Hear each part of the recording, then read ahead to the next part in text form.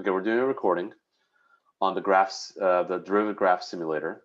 The link is found in Schoology under the Week 8 folder for Unit 2. And the black curve, just so you know, is f of x.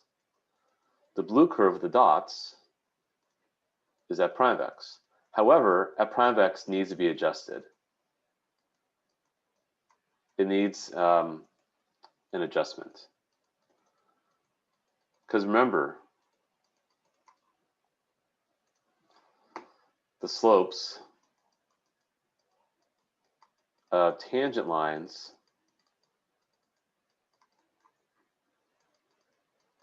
to f of x are the y coordinates on f prime of x graph.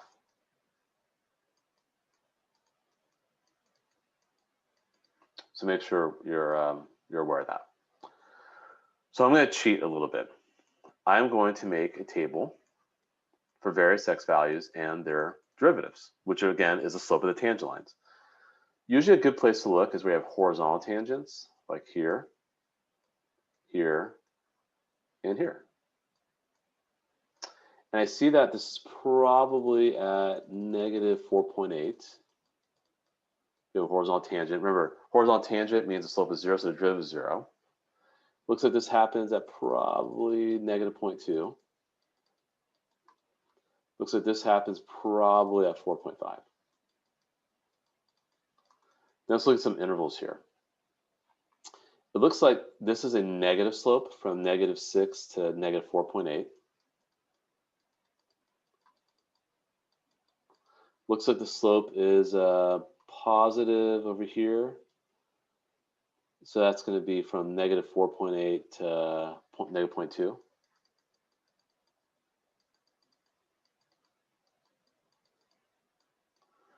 Then it's going to be negative again from negative 0.2 to 4.8.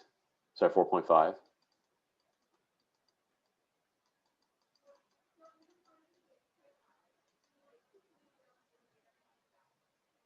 And 4.5 to 6. We pause it. Okay. Okay. So with that knowledge, I can actually do a pretty good graph of the derivative by just, take my time here.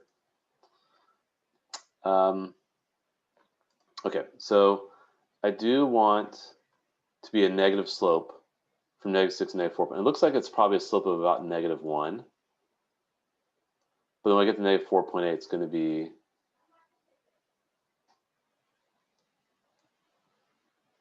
0. And it looks like the slope is roughly about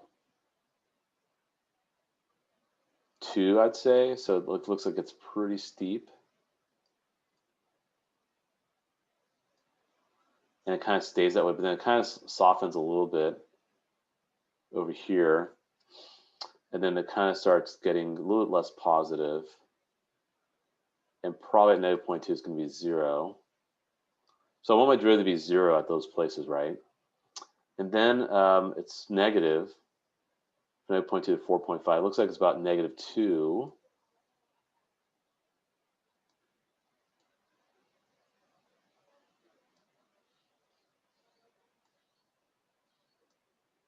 And then it gets a little less steep over here, probably more like negative 1. Then it's got to cross 0 again.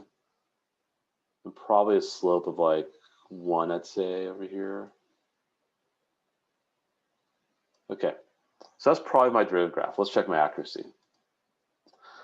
Ooh, I'm a little off. I was 94% last class. That is, well, we'll do a competition if anyone wants to challenge me.